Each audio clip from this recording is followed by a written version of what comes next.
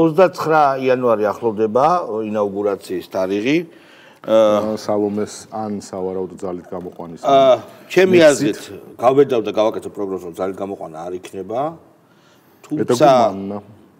თუმცა ისინი შეიკრიბებიან ახლა ეს შმოპოზიცია და სალომე და იტყვიან, რომ ადამიანელი არჩევნები როგორ დავნიშნოთ, აი ამ რაღაც აბსურდს განავითარებენ, მაგრამ თავად შენობას და აი მართლა იმ ატრიბუტიკასაც იმ შენობაში არის.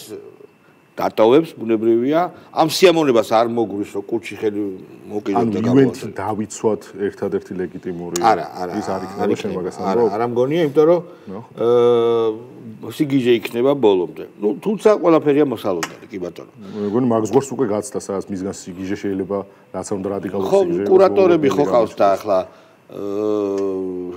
შენობაში ჩაებღაუჭოს სკამს.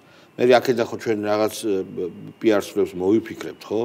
რაღაცებს ხო ვიტყვით და აი უბრალოდ მე ძალიან ცუდი სანახავი იქნება. თუმცა ბევრჯერ ყოფილა ცუდი სანახავი ეგ არის. გაუშვათ ბაბუცა პატარაიას ვიდეო. პრაქტიკულად სრულიად მშვიდობიანი რევოლუციური სცენარით მიდის ის რაც მიდის თვით ორგანიზებით და თვით დინებით. ხო, ნუ ეს მშვიდობიანი რევოლუციის რა ვთქვი? სოფლიოში პირველი რევოლუცია, რომელიც მიდის თვით ორგანიზებით. რას ნიშნავს მშვიდობიანი რევოლუცია რამდენიმე ასეული, როცა პოლიციელი არის ფიზიკურად დაშავებული? ეგ გასაგებია.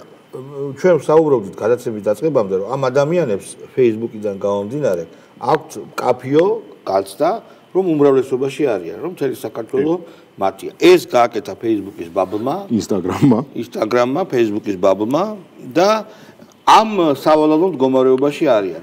მათ აი ამ ახალგაზრდებს ხდება, ძველგაზრდებს ელაპარაკო პოლიტიკური თეორიებით, რაც მდუმარე უმრავლესობა აზრი არა. იმიტომ რომ ანუ აქ უკვე ამ სივრცეში იმხელა ბულინგი მიდის იმაზე, რომ შენ თუ მინიმუმ ყველაზე მინიმალური მოთხოვნა რა არის, რომ უნდა გასთორო.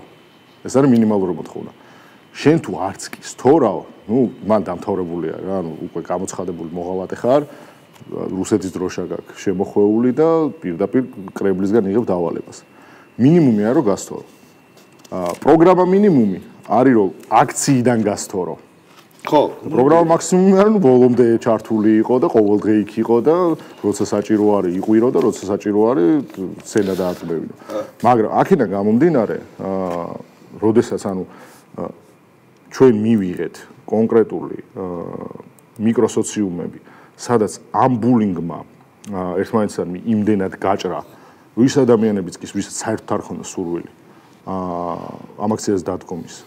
მან საკუთარი სოციალური სიცოცხლისთვის გადაწყვიტა, რომ ეს იყო აუცილებელი და გარდაუვალი, იმიტომ რომ სხვა შემთხვევაში მის ბაბლშივე კვდებოდნენ ასეთი ადამიანები, ანუ მიმღებლობა აღარავის აღარ ექნებოდა.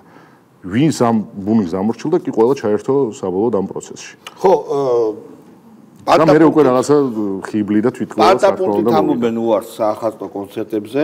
ეს მათი უფლება უბრალოდ შემდეგ გავითვალისწინოთ. კი მე ისეთი ბენდები წავიკითხე, თა მართლა ჩამომენგრა ყველაფერი, რომ მაგათ რო ვეღარ მოусმენ.